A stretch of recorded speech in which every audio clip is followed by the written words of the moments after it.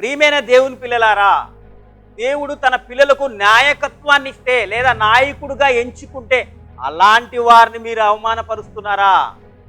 దాని విషయంలో జాగ్రత్త కలిగి ఉండాలి. అందుకే మోషే నాయకుడై ఉన్నప్పుడు సొంత అక్క మిర్యాము అహరోనులు అవమానపరిస్తే దేవుడు దిగొచ్చి ఏం చేశాడు చూద్దాం నా ప్రియమైన దేవుని పిల్లలారా. సంఖ్యాకాండం 12వ అధ్యాయం 11వ వచనం.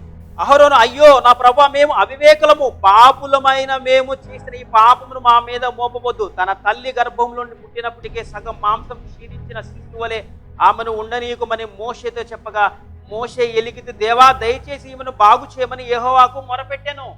మోషే గురించి తప్పుగా మాట్లాడింది మిర్యాము. నువ్వేంటి మాకు చెప్పేది? మేము బోధించలేమా? మాకు తెలియదా అన్నట్టుగా మోషేతో సమాధానం ఇచ్చినప్పుడు దేవుడు దిగిపోయాడు. అహరోను యాజకుడై ఉన్నాడు, యాజకుడు మాట కూడా వినలేదు. మళ్ళీ మోషే ప్రార్థన చేస్తే మిర్యాముకు కుష్టు రావడం వలన మళ్ళీ మోషేనే ప్రార్థన చేశాడు.